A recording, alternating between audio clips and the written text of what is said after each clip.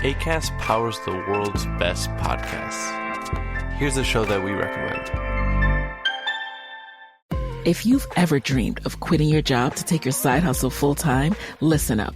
This is Nicaila Matthews-Okome, host of Side Hustle Pro, a podcast that helps you build and grow from passion project to profitable business.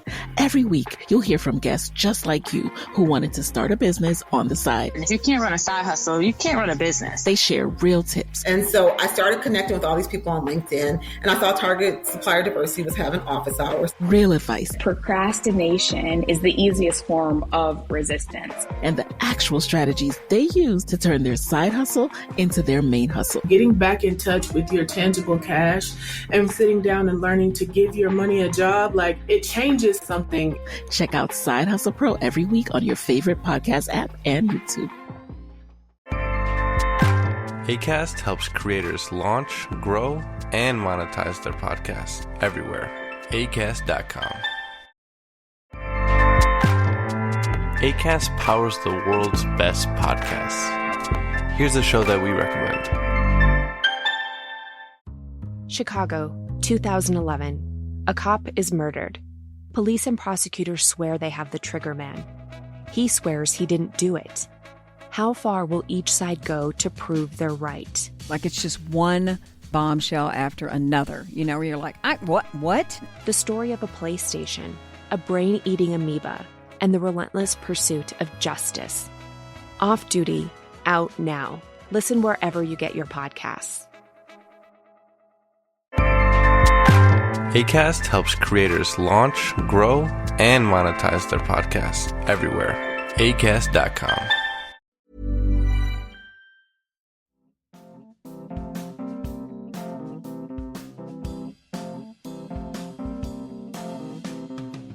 We are recording. Let's go. All right. Hey, guys. Welcome back to another episode of Movie in a Pod. My name is Clyde Smith. I am Javier Villalobos. All right. Javi, how was your week, man? It's pretty good, man. It's a pretty good week.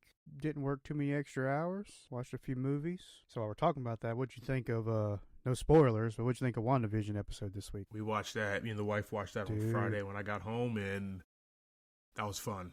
That was the best episode to date. I thought it was kind of like slow at first. I was like, okay, what are we watching? This is weird. But it all starts making sense now, and it's getting better and better. Such a fabulous show. Yeah, it was pretty slow, but it was very entertaining at the same time. How about yourself? What you up to this week? Oh, man. Crazy week at work, so it was good to come home, wind down, watch some WandaVision with the wife, and actually caught up with some old buddies from my old job yesterday. Spent a few hours hanging out and stuff, so nice. Everybody's doing good, man. Everybody's doing good. Came home, watched a few flicks, so, you know. Always with the movies. Yeah, well, Mom's birthday was yesterday, so we grabbed some barbecue from the smoke pit. Oh, love that spot. Had some lunch. Man. God. Guys, the smoke pit is a local barbecue place where they basically smoke any part of the pig and any part of the chicken, and it is fabulous. It's good. They have all the sides. One of our favorite places in this area. So. Oh yeah. All right. Well, cool, man. Cool. Sounds Javi, like a pretty good week. Oh yeah. So Javi, what movie are we talking about this week? We are discussing The Little Things. All right. This movie dropped just a couple weeks ago, 2021 here, starring Denzel Washington as Joe Deacon. This is our main stars. Rami Malek as Jim Baxter, and Jared Leto, his weird-ass self, as Albert Sparma. Super weird. The thing I like about these guys, this cast, is 3 Academy Award winners. Denzel for Training Day, obviously. Rami Malek, Bohemian Rhapsody, fantastic movie. And Jared Leto in The Dallas Buyers Club. All 3 great movies. All right. Javi, who was this written and directed by? It was directed by John Lee Hancock. It was produced by Mark Johnson and John Lee Hancock. And written by John Lee Hancock. and guys, John Lee Hancock's probably not a well-known name as far as writing and directing, but he did write and direct The Blind Side with Sandra Bullock, He directed The Founder with Michael Keaton about the McDonald's movie, and wrote the screenplay for the 90s classic Midnight in the Garden of Good and Evil with John Cusack and Kevin Spacey. So he's definitely been around, guys. Now, guys, this movie is a part of Warner Brothers dropping all their 2021 slate of movies on HBO Max. This is the first movie released after they stated that they will do this. So this was a big move for HBO and Warner Brothers teaming up to make this happen for us, because obviously we're still in a pandemic and theaters are at I think some theaters are closed, some theaters at half capacity, depending on where you are in the United States and in the world. This movie takes place in Los Angeles, 1990. Oh, yeah, first thing that we see, good time, right? First thing that we see is a girl driving at night, enjoying some pop music, just enjoying the countryside and driving, having a good time by herself. And you can tell there's a vehicle behind her. She's being tailed and chased and stalked by some other vehicle. This is really intense, scary scene here. Yeah, she's just jamming to Rome by the B-52s, so you know. It was a chart topper in the 90s. She's cruising. The car passes her, goes up the road a little bit, and it stops in the road, and she doesn't know what to do, so she passes it. She goes down the road. She's starting to panic because now that car is following her again, and she pulls into a gas station thinking she's going to find somewhere to hide, but she does not. This place is closed, deserted. Nobody's home at this gas station, and we see her start freaking out, right? Yeah, she tries to hide around the corner of the building. This guy pulls up behind her car that she's ditched, and he goes to the back, and he just pulls out this kidnapping kit that he just stores in the back of his car. So not the first time he's done this. So she takes off running kind of through this desert. You know, we're kind of in the desert area. So she's running through some tumbleweeds and some brush and stuff like that. And he's trying to stalk her out there. But she makes it back to the highway where a trucker was driving down the road. And he basically saves her. We don't see what he does, but we then move on to the next scene of the movie. Yeah, and this is where we meet Deke, played by, once again, Denzel Washington. He's a sheriff in Kern County, and he's investigating a light bulb that is out at a different gas station, right? This gas station owner is pretty pissed off because this is how he gets all his business, and from some act of God or some kid or whatever, or maybe even like a rock that hit the light bulb, he's pretty pissed off because that's how they get most of their business. So just to let you know, the sign on the building was for Black Angus burgers. It just happened to be that they busted the G out, so I'll let you imagine that. Moving forward, we see Deke at the sheriff's office, and Deke's commanding officer tells him to go to L.A. to bring back a bloodstain to convict someone, right? There's a lot of exposition in here about an old case that was worked over. The DA needs this piece of evidence. And Deke is like, nah, man, I can't do that. Why don't you send somebody? That's not my job. Yeah. His commanding officer goes, nope, you're going. So Deke goes, okay. So he leaves Kern County, and he heads to L.A. We see him pull up to the CSI laboratory, and he pulls into this parking lot where there's cars everywhere. You know, there's nowhere to park, and he just stops his car in the middle of the parking lot and gets out. Just blocks everybody in. He gets to the evidence office, and they won't let him take what he needs because they say they need to get signed off by the homicide captain. So he leaves the CSI building, he walks out, and we get our first glimpse of Rami Malek as Jim Baxter as he's trying to get Deke's car towed. Jim Baxter is this total opposite of Deke, right? He's young, slick dressed in a suit, got the glasses, basically looks like a Men in Black person, right? Throwback to Will Smith and Tommy Lee Jones. That's basically the look that he's going for, and pulls it off quite well. And he also kind of comes off as a dickhead at first. So Deke heads to the homicide division where he needs to get a sign off from this captain. He's talking to the captain, and we start to see there's a little history with him in this unit. The captain tells him, I spoke with your commanding officer, and he said you need to stick around until we finish getting the tests we need for this evidence, which is some blood-stained boots for a different murder investigation. So as Deke is talking to the captain of the police station, he sees behind him Baxter. And Baxter has a bunch of reporters in front of him, and he's at a podium, and he's talking that they're going to find this girl. They're going to find the killer, right? Looks like he's working on this real big case. We don't really know what's going on yet. But we get suspicions that it might be tied to the young girl who was being chased with her car in the beginning. Yeah, and then one of the reporters asked Baxter, he says, it's been 4 months you've been working on this case and you don't have any suspects. This kind of rattles Baxter's cage a little bit because he's right. He's working a case that he can't solve. Yeah. So after this news conference, Deke walks out and sees an old colleague and decides to go get a cup of coffee. This old colleague is Detective Sal. At the coffee shop, Deke and Sal, they're discussing the old times, discussing how there's this new breed of detective, and starts talking about Jim Baxter and how he's a good kid, bright future.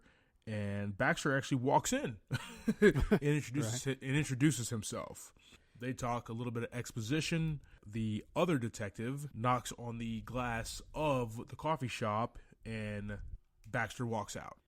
Detective Sal offers Deke a place to stay for the night. He says, you can come stay with me and the wife. As Baxter's coming back in, he tells Deke, do you want to ride with me over to this call? So they head over to a victim's apartment. They're standing outside the building. Apparently there's no power.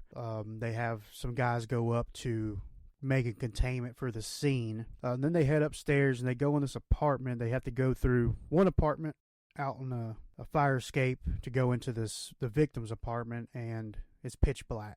They're shining their flashlights around trying to see what's going on, and Baxter pulls out a black light and starts shining that around the scene. And you start to see like blood spots and stuff like that, and then he gets to the actual victim, and the power turns back on. There's loud music. It startles all of them, and we get that gruesome scene. They see blood all over the walls, blood on the bed, blood on the floor, and then they see this girl that has been murdered. Yeah, and I must say, guys, the musical score, if they're not talking, the musical score of this whole movie is just so chilling and scary. Mm-hmm. It actually brings you into this early 90s world of detectives looking for this serial killer. The score is probably by far my favorite thing about this movie, and just had me on my toes the whole time. So we see a little interaction with Deke and the coroner, Flo. Kind of get that there's a little history. They're wanting to meet up a little later and talk. So the rest of the team's looking through the room, trying to get some evidence up and, make sure they know what's going on. And we see Deke look across the street at this window, and he's just looking at the scene, looking back at the window, and then he just disappears for a minute. And he's heading over to investigate this area across the street. Yeah, so Deke disappears, but while he's gone, Baxter looks and sees that the killer left the same way that they came in, and talked to the first man on the scene and says, we have to do better, right? Yeah. At this point in time, we work for her. We work for her until we get this killer, right? Yeah. So that kind of brings you into Baxter's mode, right? Where he is. He is a cop. He is a detective. But he treats these cases very personal, where he has a client, this deceased, this departed young girl, and that he now works for her, man. I thought that was one of the better moments of it, where it shows his intensity, right? Yeah, and it continues to show that through the whole movie. Oh, yeah. So we see Deke, like I said, like Javi said, he disappears, and he actually goes across to the adjacent building, goes up a flight of stairs, and goes into this dark room with just a chair that's been knocked over. Picks up the chair, sits in the chair, and sees that it's facing exactly into this girl's apartment where he sees the whole crime CSI unit looking into it. At this point, Deke has a flashback. Yeah, we just kind of see him and I think it was Detective Saul just kind of standing in this area where, you know, that older crime scene's coming back up in his mind. The rest of the team, as they're leaving the crime scene, they discuss strategy, and they make a tie that the cases have bite marks. You know, this is the same cases that happened up north and the same cases that happened 5 years ago, where it's like there's this crazy bite mark on the victim that were stabbed. So it's starting to tie in what's going on with Deke 5 years ago and tying in what's going on with Baxter's case right now. So once they, I guess, get done there at the crime scene, Baxter and Deke are talking down on the street, and he invites Deke to breakfast. Then we see Deke driving around this kind of shady side of town.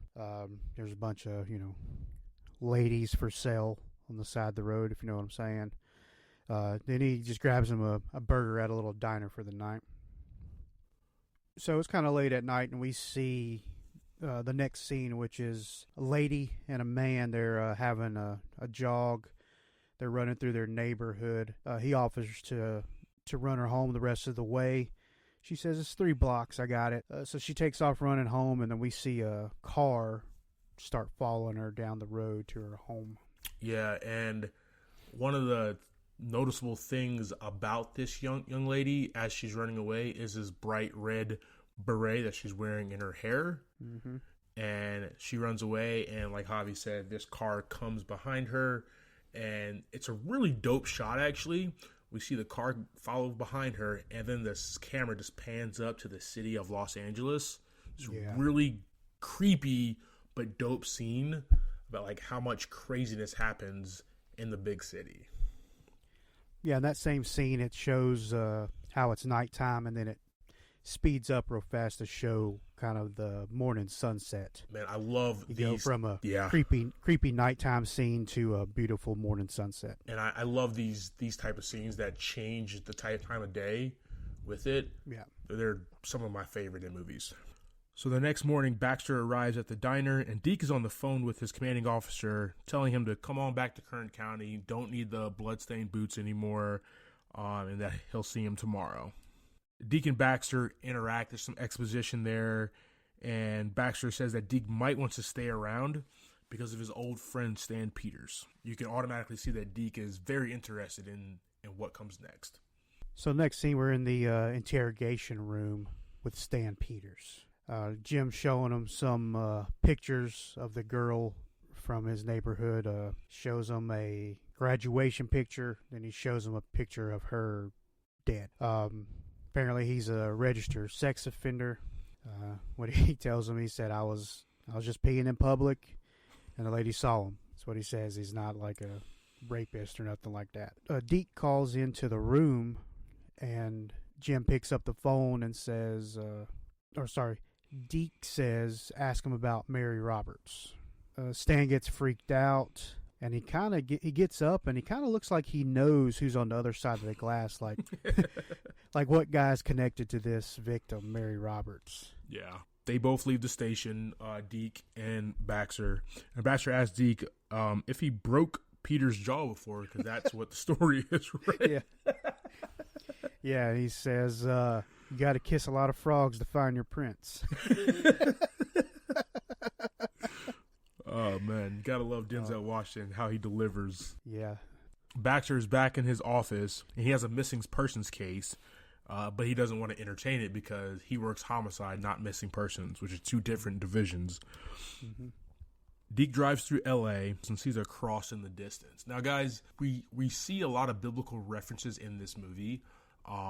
We're in the city of Los Angeles. Deke sees a cross.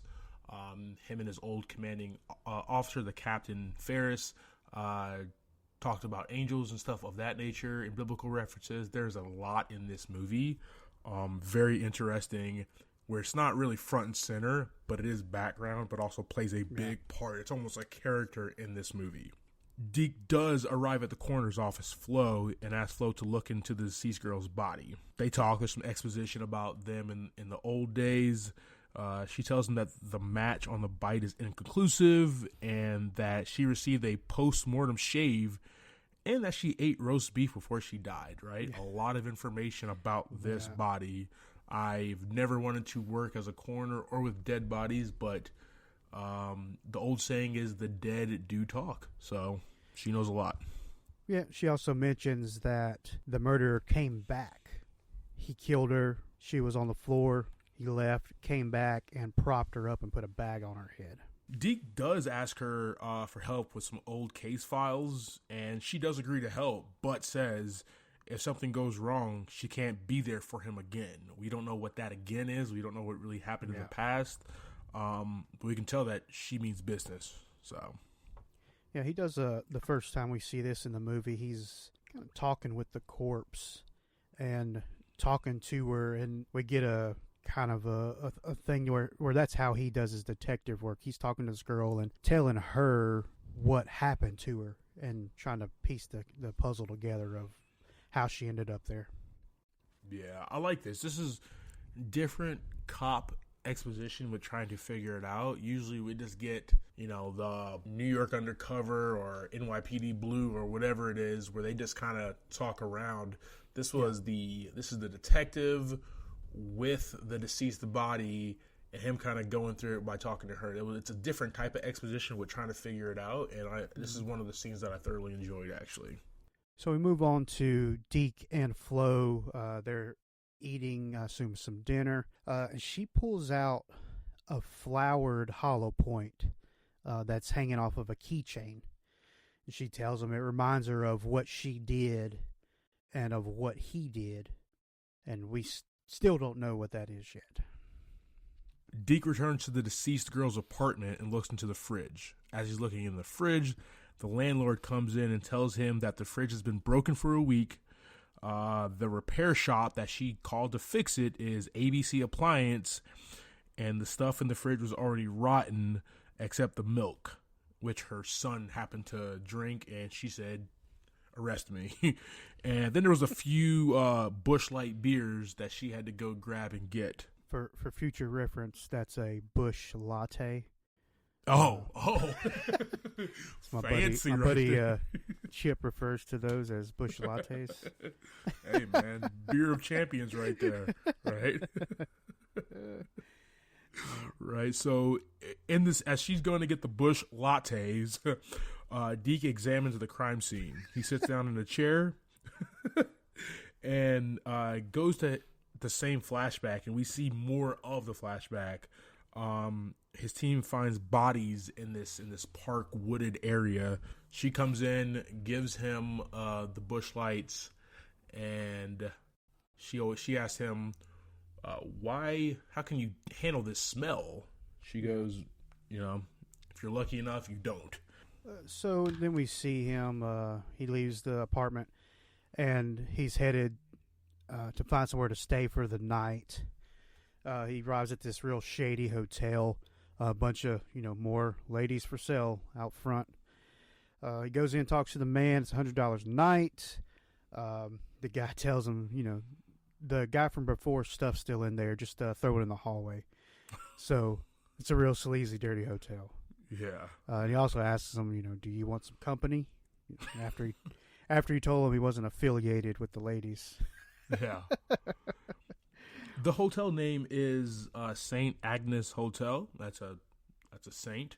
Some more biblical references, right? And as Deke goes upstairs and goes to the room, there's an angel looking over Jesus' picture in the room, and Deke just smiles. Yeah. We get our first glimpse at Jim's home. We see him tucking in his two girls, and he, passes by his wife, and you can tell she's feeling that he's having a rough time right now. He's stressing out about what's going on, and it's merely just a look he gives her that you can see that's what's happening. Then we go back to Deke in his room, and he's laying in his bed with all the lights off, and he's just got a flashlight. He's shining it to each picture of these girls, and we see a little more of his detective thinking. We see a girl at the foot of the bed, and it's actually one of the victims. Then he looks over in the closet, and there's 2 more girls standing in his closet, and it's other 2 victims. This look is these girls haunting him, right? Yeah, He's a lot like Baxter, where he now works for these girls, right? He's a homicide detective. He's an old school homicide detective, and these girls are victims that he now works for to catch the killers. He's very sad. Like, you see I first really seen his emotion of, I'm a good detective versus I'm sad because I wasn't as a good detective as I wanted to be. Exactly, yeah. So we see that he's, he couldn't crack the case. Something we don't see from Denzel often, but he cuts the flashlight off, turns his head, and we just see tears in his eyes because he's sad about this. He's pissed off, he's mad, he's sad that he never caught this killer. Well, then we flash to the next morning. We're in the bullpen at the police station. The captain's telling Detective Jim Baxter that Stan Peters killed himself. Then he finds out the story behind Deke, that he had a suspension, he got a divorce, had a triple bypass, all in 6 months. Damn. It's rough. Yeah. And then Jim kind of finds out that he kind of took his spot. He's the, for lack of a better word, the replacement of Deke. New model. Yeah. The captain says that he called up to Kern and found out that Deke has taken some vacation time. Baxter's like, your point? And the captain's like, does he look like a man who goes golfing? Yeah. Hey, right. One of the funnier lines in the movie, and the next scene we see Deke walks out of this thrift store with a suit and starts working the case. Goes to ABC Appliance, and nothing turns up there, right? Really easy, chill store. And then he gets back in his car, looks behind him, and see that right next to ABC Appliance, there's a AAA appliance. Yeah. And he goes in there, meets the owner. The owner looks like this shady guy. Deke automatically asks for the books, records, list of all the employees, sees a cancellation at the departed young girl's apartment, and asks what's going on with that.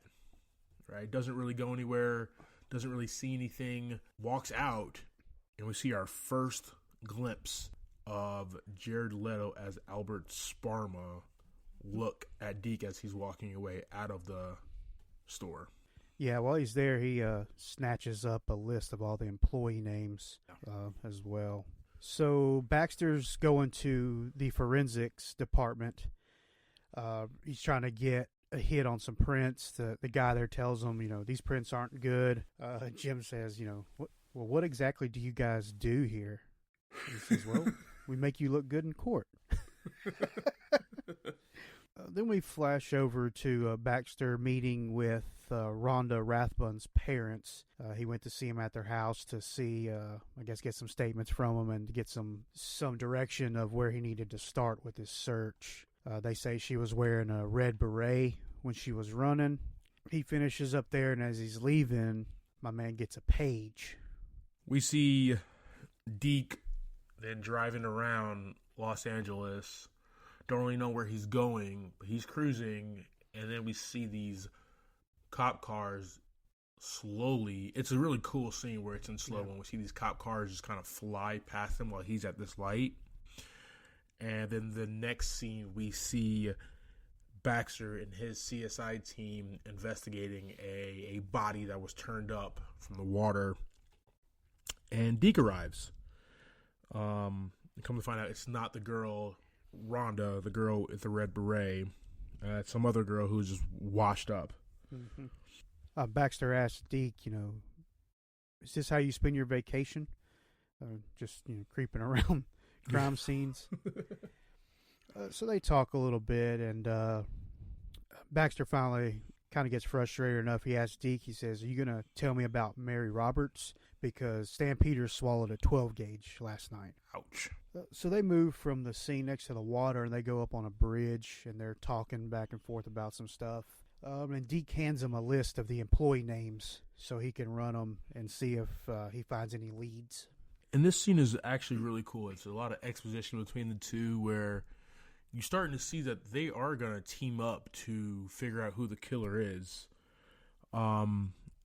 Baxter asks Deke, do you believe in God? And my favorite line from the movie is Deke returning and saying, when I see a sunrise or a thunderstorm or a dew on the ground, yes, I think there's a God. When I see all of this, I think he's long past giving a shit, right? Yeah. Where you see a hard-boiled detective cop who's been on the job for a very long time switch to a different county sheriff office who's just seen a lot of crap in his time, right? Mm-hmm. Where you don't really know if he believes in God or not. It's just a really cool line delivered from Denzel, and this kind of brings you more into this world. So Baxter tells Deke that he still owes him some breakfast, and they leave the scene from there. All right, guys, we're going to take a quick break.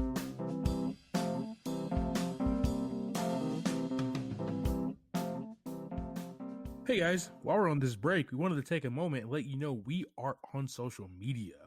We are working on our Movie in a Pod YouTube page and working on getting some great guests on the pod in the future episodes. You can follow us on Twitter and Instagram at Movie in a Pod. Take a moment and check us out. Yeah, so Javi, this YouTube page, what are we expecting with that? First off, we're expecting a live commercial. Ooh, people do love live commercials. Hopefully in the future, putting up our podcast as a video so we can show off our beautiful faces. Man, I got to get a haircut then, brother. You know, I've been having this COVID hair for almost a year now. Starting to get my curly Q going on over here. Means I got to get to the barber. What should our listeners expect from our social media pages? We want to talk about movies. We want to know what movies are in theaters. Not right now. We want to talk about what movies are on Netflix, HBO MAX, and the whole shebang-a-bang. I want to talk about all the movies from the past, all the great movies that are coming up. I want to know who your favorite director is. I want to know who your favorite writer is. That's how I want to engage with our listeners. Once again, check us out on Twitter and Instagram at Movie in a Pod.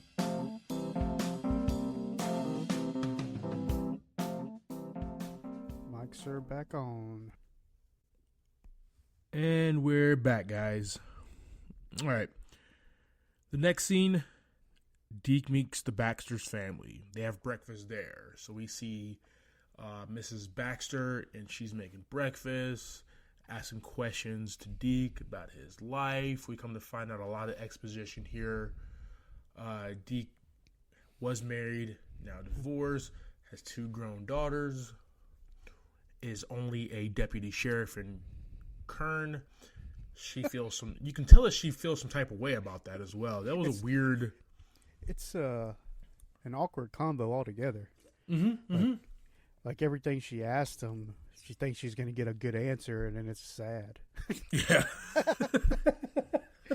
Right? I mean, she's like, so you have a wife? Nope, I'm divorced. Oh, so you're a detective over in Kern County? Nope, I'm a deputy sheriff. And then she asked about his kids, and he's like, "Oh, well, they're all grown up." Right. So she's trying to dive in, very awkward, and she's trying to dive in, and he's just like really surface with it. But everything he surfaces about is really sad and the total opposite of what Baxter has right now. Yeah.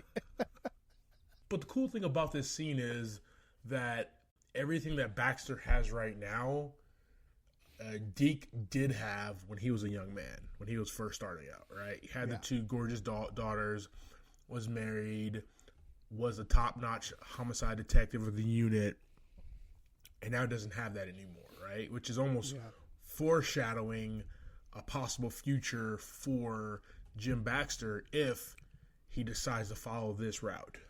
Right. They talk a little bit, like you said, about what they got going on in the family, and then Baxter asks Deke about working with him on the case, and Deke says, "You have to go ask your captain," and Baxter says, "Well, it's my case," so gets a little respect gain there. Definitely.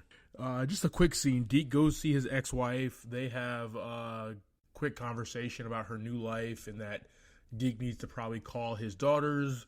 Yeah. And his ex-wife is remarried, and the guy is a landscaper. He does a fantastic job in the in the grass and in the lawn and everything. Yeah. And as the scene ends, Deke kind of kicks up some gravel or whatever's in the grass, right? Just kind of drives away. So you can see like a little bit of jealousy there, you know what I mean? So next scene, we're at the bullpen again. Detective Estrada gives Baxter some files that he asked for, that were about Mary Roberts. She drops multiple files on his desk, and he says, "I only asked for Roberts." She said, "Well, these girls were all drugged and stabbed on the same night in the same location." And he says, "You got to be kidding me." And she says, "Yeah, I'm hilarious." At the bar, we see Deke at the bar. Baxter walks in, and they sit down, have a beer, and start discussing more strategy on what kind of killer that they're looking for. This is actually a really cool scene between the two. We've seen bar scenes with police officers, cops, detectives are talking strategy, talking about the killer. And I just fall for these scenes every time. They're some of my favorite, right? There's nothing special about this scene. They're just some of my favorite in these hard-boiled detective thriller movies. Yeah, so they talk, and they're trying to get some information out of each other. Come to find out that all the victims were all knifed, all gagged, all bounded. So it looked like a very organized type killing. Yeah. So they're trying to figure out who this person could and can be. Yeah, there's also the fact that some are in town, some are in another part of the county, and they piece together that, okay, well, this guy may not mind traveling, so he's probably got a high-mileage car. If he can't find a girl here, he goes over there, find a girl. Basically comes down to that he's killing for pleasure. He's not raping these girls. He's not doing nothing. He's just killing for pleasure. Yeah. Deke says that he hopes Stan Peters is not the guy, and then Baxter asks why Deke is trying to solve a 5-year-old case. We jump to the next scene. Deke takes him to the crime scene from 5 years ago, that flashback that we keep getting little bits about, and starts explaining what happened. That him and his team found stabbed victims on a rock in a gully, in a wooded area, all with bags on their head, and a third victim was found close by. Deke then goes to explain that no matter what you do, what you own these victims for life while you're looking for these killers. So you can see the parallels between the two men where Baxter in the beginning says, we work for these girls, we work for this person who is now dead until we find the killer, and Deke says that I own these girls now that I have to work their case, right? So you see a lot of similarities between the two, with the families, with the upbringing, being the hotshot detectives, as another Men in Black reference, the old and busted and the hot newness is what I would say, right? Right, which is a good one. Which is I appreciate that, and which is funny, but that's kind of like the parallel between the two, right there. Yeah. Once again, Rami Malek's character Jim Baxter, dope suit, slick dressed, hair pulled back. He is the hot shit going on here. So Deke basically says that he's trying to finish the job. He's trying to find the killer. That's why he's still in L.A. That's why he sees parallels between his those killings 5 years ago and what's going on today. We see these two in the car after all that, and Jim gives them information on the employees from the list he gave them. They banter back and forth in the car a little bit, and when Baxter gets out the car, Deke asks him, "Hey, Jim, what was the last thing the girl ate?" And he says, "Roast beef." Why? And he says, "Because it's the little things that get you caught." We're watching this movie. We're about an hour in now, and we're trying to figure out why it's called The Little Thing. Boom. A little exposition gives us exactly why it's called that. So it's all starting to make sense now. Deke goes to one of the guys that's on the list's apartment. He sees this car parked out front, and he's looking through it. He looks at the mileage and just looking around at it. And then we see a glimpse of our man, Jared Leto, again as Albert Sparma. He's bringing out some trash, and he sees Deke looking through his car. Jared Leto is creepy as hell in this movie, guys. He asks Deke what he's doing. Deke says, I'm looking at this car because I want to buy it. There's a for sale sign on the ground, and he says, that sounds for another car. He interrogates him about the mileage. He says, are you a salesman? He asks him about the trunk space in it. He's just basically trying to convince him that he's there to buy the car, so he doesn't suspect anything else. But Sparma remembers Deke from the store. He points at him like, I remember you. Then he goes over and throws out his bag of trash, and Deke gets it out the trash and takes it back to his hotel room. Yeah, so he takes the trash back to the hotel room, calls to get a license plate run on Albert Sparma from Saul, and looks through all the trash, sees the milk, sees half-eaten piece of pizza. Sees the Bush Latte cans. Some Bush Latte cans, right? And, starts trying to figure out what is going on here. He actually takes the pizza evidence to Flo. The victims have bite marks in them. With this pizza bite, it's inconclusive as well. So we don't know. One of the details that she does say that he is from back east. Deke's like, how the hell do you know that? Yeah. And she says he folds his pizza slice. Yeah. I didn't know that was an East Coast thing only. I fold my pizza. I mean, I fold my pizza as well, but I didn't know nobody in California doesn't fold their pizza, though. You know what I mean? Like, that's a detail. I guess that's a early 90s cop detail right there. So we see Deke rents a car. Then he's going to go follow Sparma around. He does a stakeout. He's just sitting around watching him. You see him tap on his watch. His watch isn't working, apparently. The battery's dying or something. And then he starts following. Once Sparma leaves his apartment, he heads over to a gentleman's club. Strip club. Oh, yeah. I was trying to keep it classy, but that's all right. It's where freaky-ass Albert Sparma spends a lot of his time. He goes into the strip club during the day, probably before dinner, and comes out super late at night is what it looks like. Yeah, like sun high in the sky still when he walks in. Yep. So once it gets dark and he comes out, Deke's looking in his rear or side view mirror, and we see another flashback. And we're back to that scene again from earlier in his life, and it's like a scarf or something that they find on the ground as part of their evidence. Yeah. He continues to follow Sparma. Then we get a quick scene over at Baxter's house. His wife wakes up, she rolls over, and Jim's not in bed. She finds him outside, kind of stressing. He's holding his head, and he's stressing about the case and everything going on. We see the next day, Deke is tailing Sparma, and this is actually my favorite scene of the movie, right? He starts tailing him the next day. They both get on the interstate, and Sparma catches on that Deke is tailing him. Yeah. Sparma uses the same tactics as the driver in the beginning of the movie with that young girl. Stops, let them pass, come back through. Very, very cool scene. Don't want to dive too much into it, guys, but it is fun. And basically, cars end up right next to each other. and Sparma looks up, points at him, and goes, "Hey, how's the trunk space?" Sparma takes off, and you can see that Deke is just pissed off that he was caught with his tail. Then we're at the bullpen again. They apparently find Sparma's other car that he has, and Baxter tells Sal, have it towed in, and they send it to the forensic investigation department. So right here, the movie starts moving fast. We have the witness coming forward from the beginning of the movie. She's at the police station.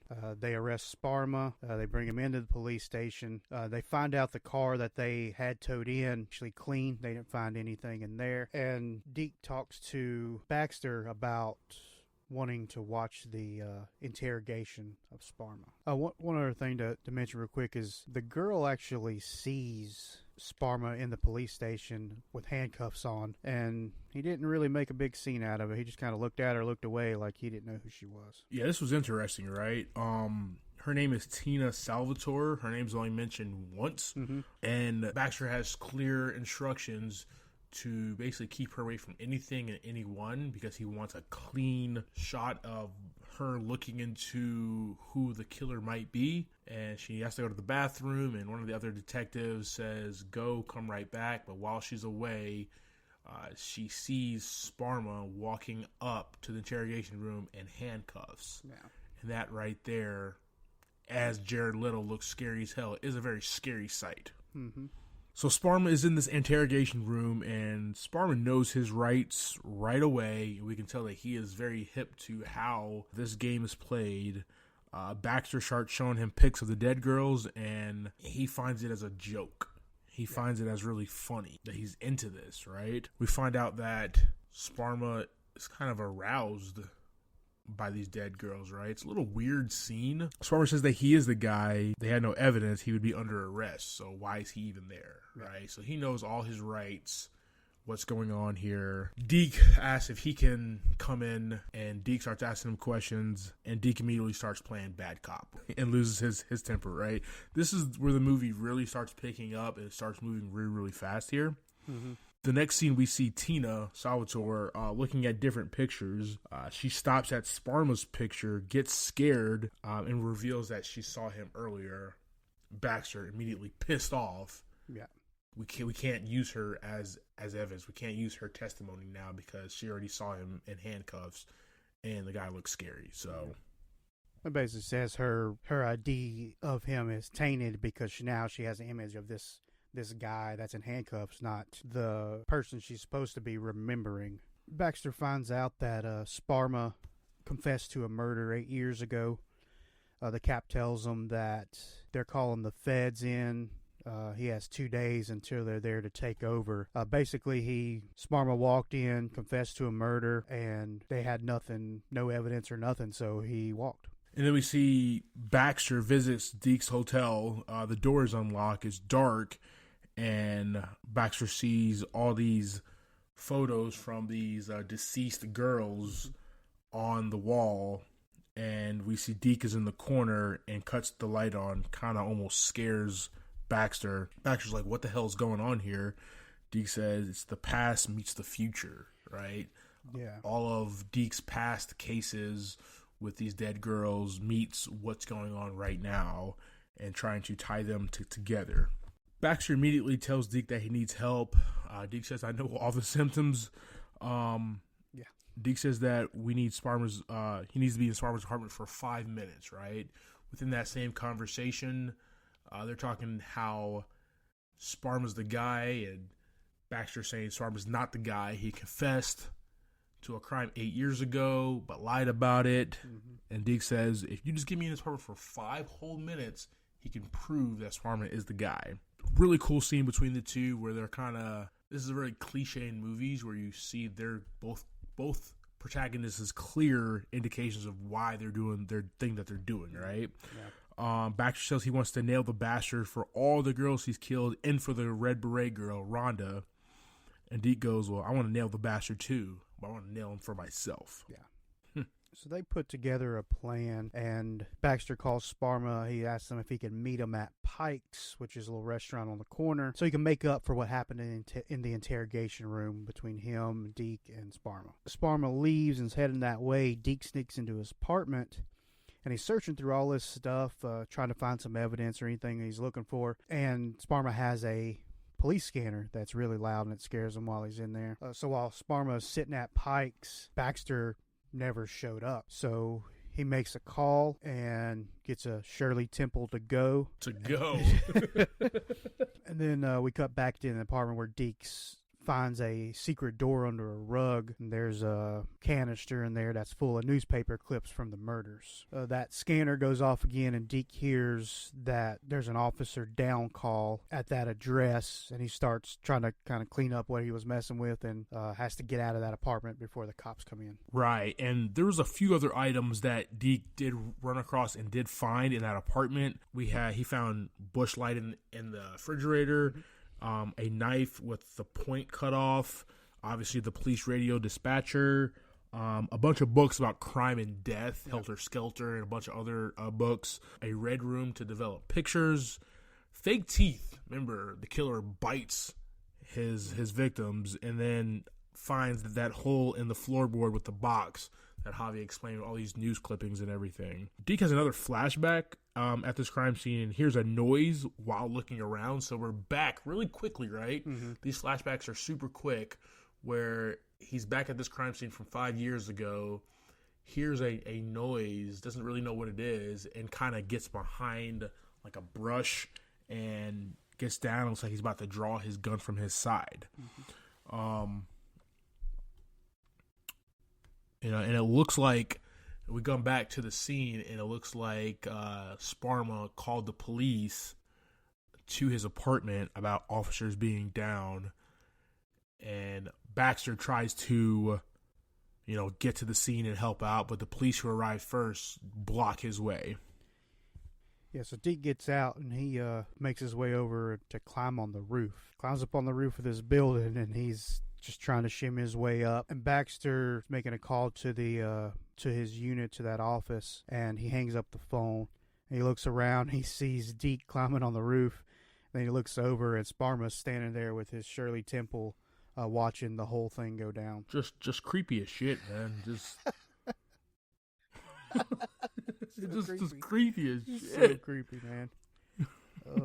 So we see Baxter got the car, and he picks up Deke out back, and they get the hell out of there. They drive. Baxter asks if Deke saw a red beret in the apartment, and Deke says, "Give me 5 more minutes and I would have found out for you." Yeah. Baxter gets news that Sparma left town 6 months after Deke's murders 5 years ago to Detroit, and then they tail Sparma, who does something different. Decides to take the bus, which is a slow burn because it's been really fast. Yeah. Up until this point, and we get this slow burn of a tail of Sparma, but he's on a damn bus. And how long times does a bus stop in a city? Like a million times. And then they're in traffic too, going real slow. Gosh. Yeah, it's slowed down a lot for those guys. And his destination, the Gentleman's Club, once again. He loves the strippies. And he's there like all day this time. So he comes out and he catches the bus back home.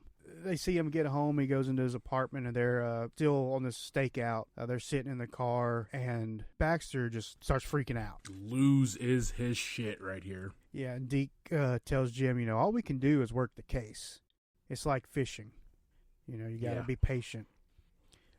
Deke tells Baxter, he says, "You can go home. I'll put Sparma to bed," is the way he says it. And Baxter says, "F you." Deke says, "That's what I expected." Yeah, I love the banter between these two. Baxter's extremely tired. You can definitely see that on his face. Mm-hmm. He starts kind of fading. Deke is still needing a battery. He hasn't replaced it for his watch, and sees a convenience store a couple of blocks, in front of Sparma's apartment, and walks there, gets for some coffee and some batteries. Mm-hmm. Baxter's still in the car, and the payphone right next to the car, right across the street from Sparma's apartment, rings, and Baxter goes to answer it and is startled by Sparma, who's right behind him. Right? Yeah, he looks back and it's like a zombie's coming after him. Creepy. It's just freaky, man. Creepy. Yeah. And then that walk he's got too, is the whole thing, man. Yeah, he's kind of got like a limp or whatever, but also Jared Little's rocking this like beer belly gut. Yeah, he's got that keg going on there. Yeah. Yeah, it's a lot going on there. All those Busch Lattes, all those right? Busch Lattes, yeah. That'll do it to you. So Baxter has him up against the fence and has him interlock his fingers, and we see Sparma just has all these tidbits and weird comments in between there. Baxter pulls out a picture of Rhonda, the Red Beret girl, and asks Sparma, "Where is she?" Sparma immediately says that he doesn't want to know, and that he will take Baxter to see her. During this, Deke's still in the store. He's standing there waiting on a guy counting out change. So pennies at a time. He's just, he's held up, so he hasn't got back to this situation. So Sparma makes his way to his car. He's pulling out of his driveway, and he tells Baxter, I'm going to show you, where she's at. He said, "What are you afraid of, little boy? You got a weapon. I don't have a weapon." He decides to get in the car with him to see where he's going to take him. Sparma says that his butt buddy cannot join, talking about Deke. So they drive off, and Deke sees them and runs to the other car and follows behind. And this scene is a lot of driving, right? So right here, I'm just going to say this. It's a little outside of the movie timeline. Did you notice the CGI in this scene, by chance? I did not. Talk to me. If you go back and watch this CGI is like they filmed this literally in the 90s. like when he's sitting in the car and it's got the image behind him like he's driving, and it's looking at him from the front. Yeah. Just look at that CGI, man. HBO could have done a lot better than that, man. Okay, I think I know what you're talking about. So you're talking about they're in front of a green screen. Yeah. Filming this. Yeah, they're sitting in the car. I did notice that. That was a little cheap. Yeah, it was not good, yeah. They definitely could have spent a little bit more money and actually had this scene done. I definitely noticed that, yeah. So Deke trails them for a long time. They're on a long road trip here. And then Baxter asks Sparma where we're going, and Sparma, in a kind of a weird, playful way, says to go see Rhonda. Yeah. As Deke follows, he sees flashbacks. He sees flashes of all these deceased girls from his case 5 years ago, right? These girls are haunting him still, even though he thinks that he's closing in on the killer. Baxter and Sparma come up to this empty area that is locked by a fence. Sparma happens to have a key, so Baxter jumps out, unlocks the fence, and Sparma drives through, and Baxter puts the lock back but does not lock it. Yeah. Sparma stops at this dirt, gravel, open space lot and starts playing all these games with Baxter, right? Baxter's like, where the hell is she at there? They start playing hot and cold. Yeah. I've always hated this game as a kid. Yeah. And I know it was really frustrating for Baxter, who's trying to solve this case. And you move over here, hot, hot, hot, cold, cold, cold, warmer, warmer, warmer, whatever it is there. And come find a spot where Rhonda is buried. Mm-hmm. Sparma gives a shovel, and Baxter has to start digging. Yeah, Sparma tells him, look down and say hello to Rhonda. Weird, yeah. So Baxter starts digging, and during this time, Deke's still searching for where they're at. It's nighttime. This place is kind of a big circle. So he drives past the tractor a couple of times. We go back to Sparma and Jim, and Sparma tells Jim, looks like the wrong spot. He has Baxter digging a bunch of holes at this point, and Deke's still trying to find out where they're at. Yeah, we have Sparma, who has Baxter digging a third hole at this point in time, and a lot of exposition comes from Sparma, who says the truth is that he's never killed anybody in his entire life. Flashback to Deke. This is back and forth between Sparma, Baxter, and then Deke, converging onto this one spot here. So we go back to Deke, who finds the fence and goes right through it and follows the path. Go back to Sparma, and he's talking about Baxter's family and that he should have stayed out of the public eye. Starts patronizing him, asking him what kind of father he is and that he can't even help these deceased girls. Calls him insignificant and doesn't matter. You can see on Jim's face that he's starting to get really pissed off, really annoyed. Mind you, he's tired. 2, he's trying to work this case. 3, he's being belittled by Sparma, and he's digging this hole, right? Baxter strikes Sparma with the shovel, killing him. He little nickies him, is what I like to say. That's exactly what he does, man. Yeah, he hits him, and I don't think his intention was to kill him. He just had this burst of frustration, hit him with the shovel. He looks at him, and he realizes he's dead, and he starts to panic. He kind of goes into shock from what he just did. So we just see Baxter on the ground, kind of like somber, and we finally see Deke arrives and sees what happened. We have another flashback where we see Deke is chasing the noise, And as he's about to find out what the noise is, his partner Sal asks what's going on, and he raises his gun and shoots the girl who was not on the rock with the rest of the girls. So Deke's there now, and he starts to clean up the scene. Baxter says, we need to call someone, and Deke tells him, start digging a hole. Dig a hole to put him in. Deke takes Sparma's car, and he's heading back into town. We see him get to Sparma's apartment, and he starts packing up all his stuff in trash bags. He's cleaning this apartment up. Then we see him drop off Sparma's car to some shady people in this alleyway.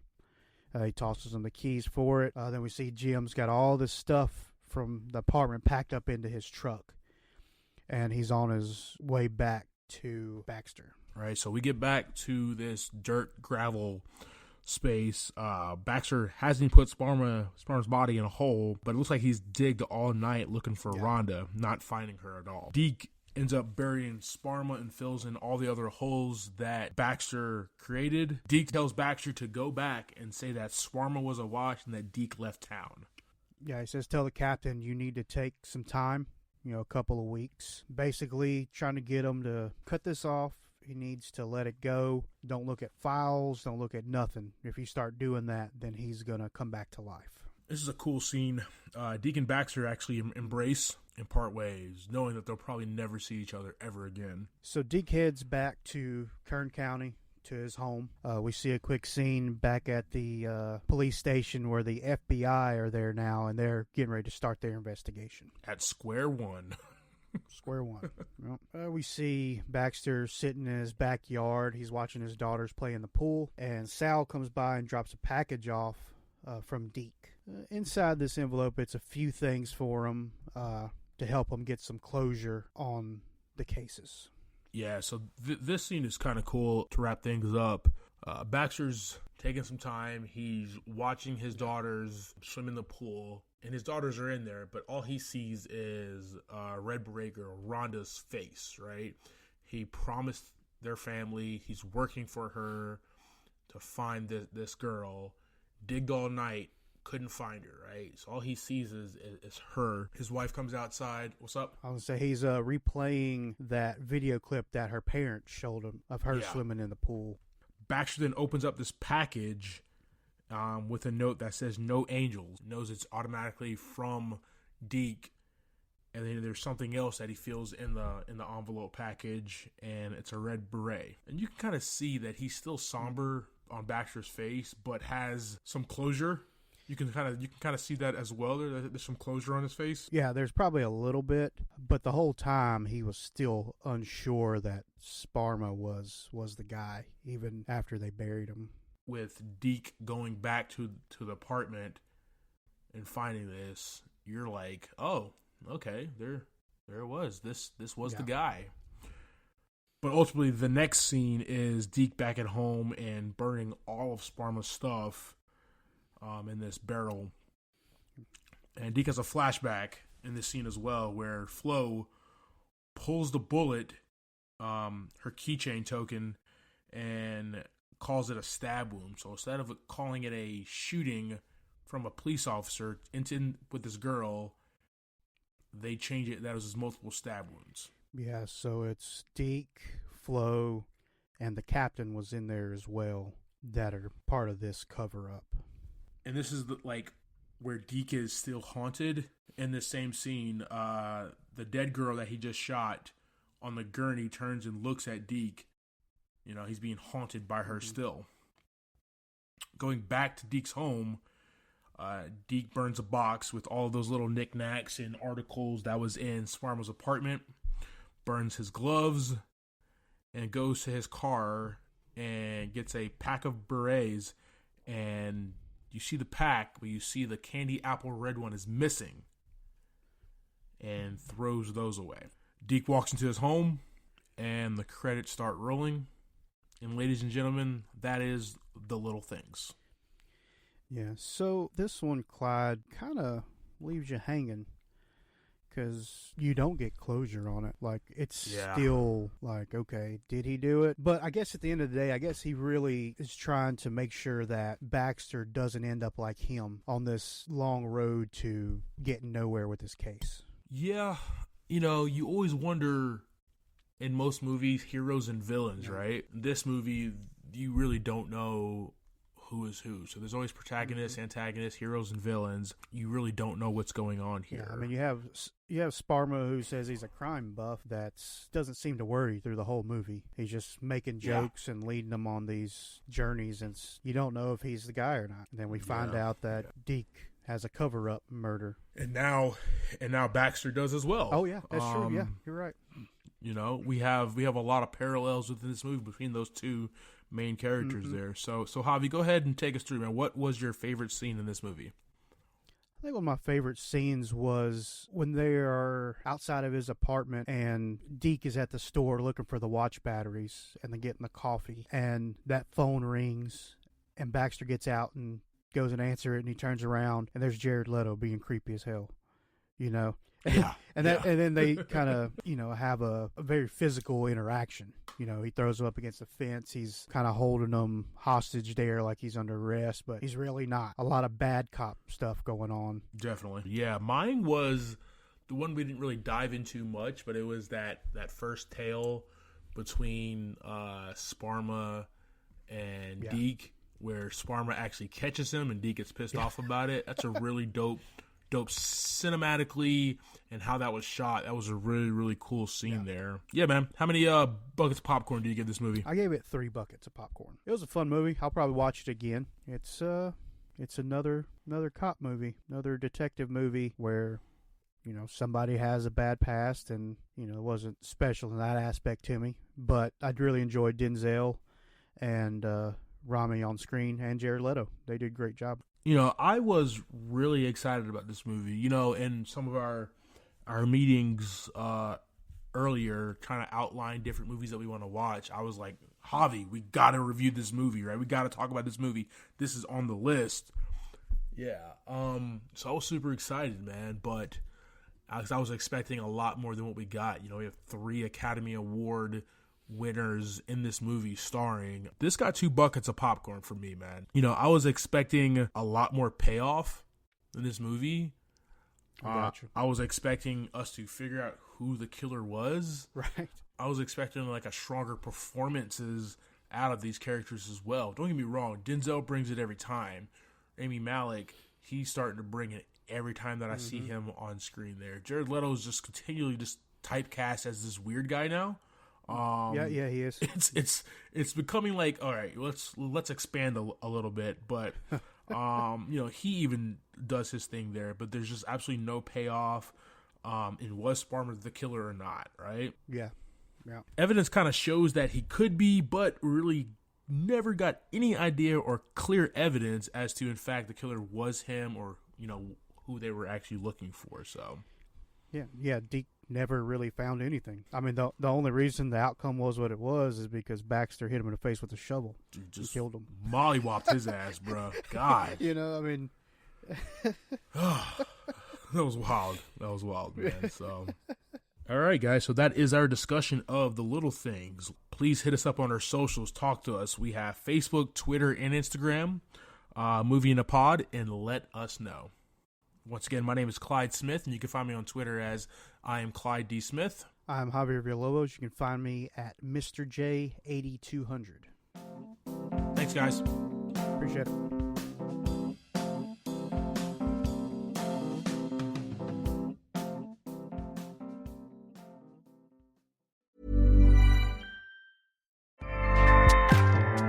Acast powers the world's best podcasts.